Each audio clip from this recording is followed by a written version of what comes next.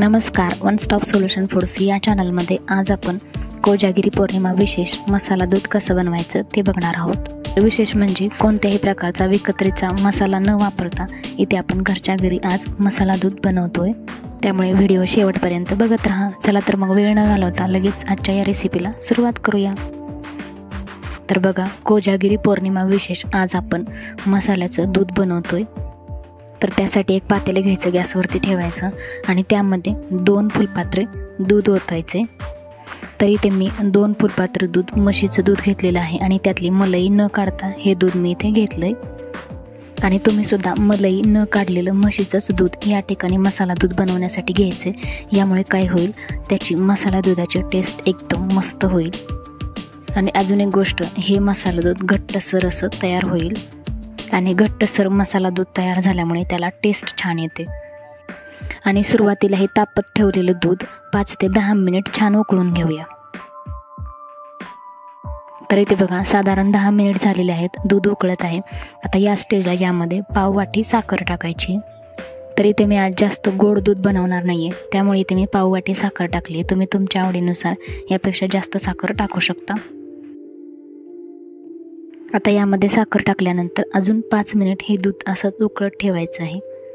आणि दूध उकळते तोपर्यंत इकडे आपल्याला काजू, बदाम आणि पिस्त्याचे काप करून घ्यायचे आहेत। तर या मसाला दुधामध्ये हे काजू, बदाम आणि पिस्त्याचे काप आपल्याला टाकायचे आहेत। तर त्यासाठी 4 ते 5 काजू, 4 ते 5 बदाम आणि त्याचबरोबर 4 ते 5 पिस्ता अशा प्रकारे घ्यायचे आणि त्याचे बारीक काप करून घ्यायचे। तर असे ड्रायफ्रूट्सचे काप यामध्ये टाकल्यामुळे मसाला दूध पिताना त्याचा वेगळा असा फ्लेवर आपल्याला येतो आणि मसाला दूध अजूनच टेस्टी लागतं। तर हे बघा, अशा पद्धतीने काजू, बदाम आणि पिस्त्याचे काप करून घेतले। आता इकडे दूध अजून 5 मिनिट उकळत आहे, म्हणजेच सुरुवातीपासून 15 मिनिट हे दूध उकळतंय। तर यामध्ये आपण साखर तर टाकलेलीच आहे। आता काय करायचं, हे ड्रायफ्रूट्स आपल्याला या दुधामध्ये टाकायचे। तर हे ड्रायफ्रूट्स डायरेक्ट दुधामध्ये न टाकता अशा प्रकारे एका पळीमध्ये किंवा तडका पॅनमध्ये 2 ते 3 चमचे तूप गरम करायचे आणि या गरम तुपामध्ये ड्रायफ्रूटचे काप त्यामध्ये टाकायचे, म्हणजे याचा क्रंची फ्लेवर मसाला दुधाला येतो। आता ड्रायफ्रूटचे काप अशा प्रकारे तुपामध्ये मिक्स करून घेऊया आणि दुधामध्ये टाकूयात। आणि आता हे ड्रायफ्रूट्स दुधामध्ये व्यवस्थित मिक्स करून घेऊ। तर हे बघा, ड्रायफ्रूट्स टाकल्यामुळे मसाला दूध किती सुंदर दिसत आहे, तुम्ही बघू शकता। तर बारीक गॅस या स्टेजला सुद्धा चालूच आहे। आणि आता सर्वात शेवटी यामध्ये वेलची पूड टाकायची।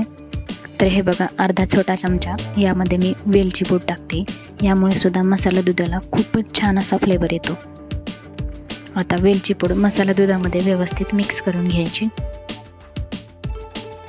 आणि मसाला दुधामध्ये वेलची पूड टाकल्यानंतर साधारण 2 ते 3 मिनिट बारीक गॅस हा चालूच ठेवायचा आणि त्यानंतर गॅस बंद करायचा।